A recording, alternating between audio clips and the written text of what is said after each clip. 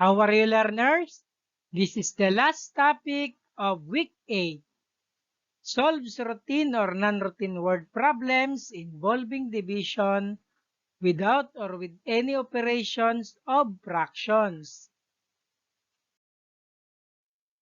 After going through with this lesson, you are expected to solve routine or non-routine problems involving division with any of the other operations of fractions and whole numbers using appropriate problem-solving strategies and tools. Learning Task 1. Read and analyze its problem. Number 1. There are 2 and 2/3 pizzas. How many people are sharing when each has 2/3 of pizza? So this is division. 2 and 2/3 divided by 2/3. First, change this mixed number to improper fraction. And that is 8/3. Then, change division sign to multiplication sign. And reciprocal of 2/3 is 3/2. Use cancellation for 8 and 2 divided by 2. 8 divided by 2 equals 4. 2 divided by 2 equals 1. Then cancel 3. So 4/1 or 4 people. Number 2, a plastic bottle of mineral holds 600 milliliters of water when it is 3/5 full. What is the capacity of bottle? So 600 divided by 3/5. Change division sign to multiplication sign and get the reciprocal of 3/5. And that is 5/3. Cancel 603 divided by 3. 600 divided by 3, 200. 3 divided by 3, 1. 200 times 5 equals 1,000/1 or 1,000 milliliters. Number 3. Joe will spend 4/8 of his monthly salary for their groceries. After spending had 980 pesos left, how much is monthly salary? This is 980 divided by 4/8. 980. Then change division sign to multiplication sign. And the reciprocal of 4/8 is 8/4. Use cancellation for 980 and 4 divided by 4. 980 divided by 4 equals 245. 4 divided by 4 equals 1. 245 times 8 equals 1,960/1 or 1,960 pesos monthly salary. Read and analyze the problem. Observe the steps on how to solve the problem. Mrs. Lobby baked a loaf of bread for the birthday party. It measures 18 inches long. How many slices can she make if each slice measures 1 1/8 inches long? Understand the problem? What is asked? The number of slices that can be cut from a loaf of bread. What are the given? Loaf of bread is 18 inches long. Each slice of bread is 1 1/8 inches long. Plan. What is the operation to be used?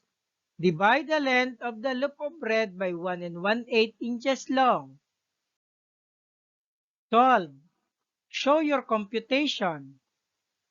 8 divided by 1 1/8. Convert mixed number into improper fraction.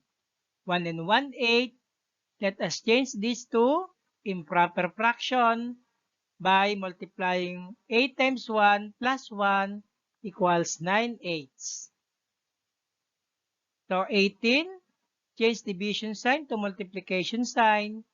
Then get the reciprocal of the converted mixed number to improper fraction. 9 over 8 becomes 8 over 9. Use cancellation for 18 and 9. Divided by 9. 18 divided by 9 equals 2. 9 divided by 9 equals 1. Multiply the numerators and then denominators. 2 times 8 equals 16. And the denominator is 1. Convert improper fraction to fraction or mixed number in lowest term if necessary. 16 over 1, same as 16. 16 is slices. Learning task 2. Read and solve the following problems. Number 1. Darla needs 3/9 cup of flour to bake a cake. She added another 3/5 cup of flour to make it bigger. How much flour did she use? This is addition. 3/9 plus 3/5. The LCD of 9 and 5 is 45. Let's rename the fraction using the LCD 45. 45 divided by 9 equals 5 times 3 equals 15. 45 divided by 5 times 3 equals 27. Let's add numerators. 15 plus 27 equals 42 over 45. In lowest term, this is 14 over 15.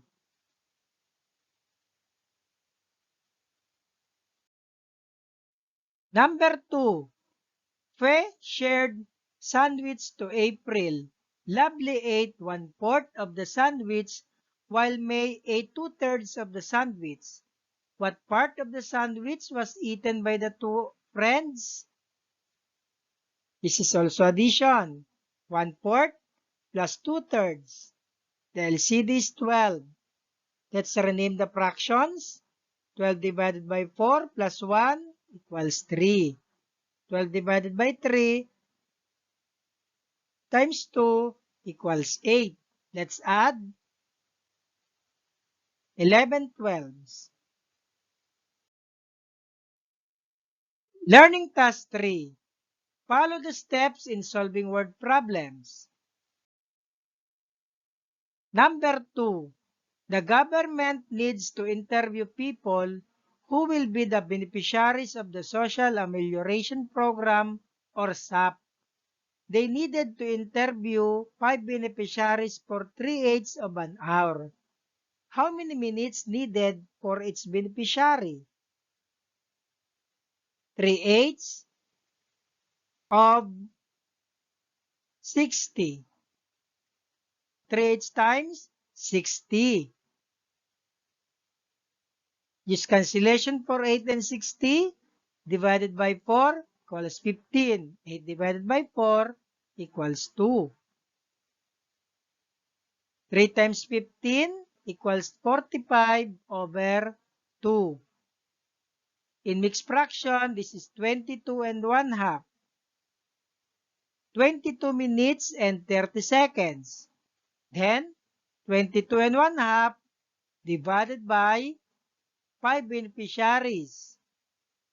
Change 22 and 1/2 to improper fractions, and that is 45 halves. Then change division sign to multiplication sign and get the reciprocal of 5, 1/5. Use cancellation for 45 and 5 divided by 5. 45 divided by 5, 9. 5 divided by 5, 1.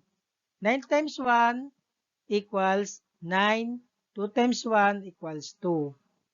9 halves or 4 and 1/2 or 4 minutes and 30 seconds. Number 3. During fest, there is a carnival in our place. Audrey liked to ride on a carousel. The carousel takes about of 2 an hour to finish. If there are 8 carousel horse and 32 kids in front of Audrey, how long does Audrey need to wait before it is her turn to ride the carousel?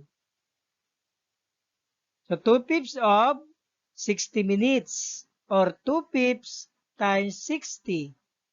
Use cancellation for 5 and 60 divided by 5. 60 divided by 5, 12. 5 divided by 5 equals 1.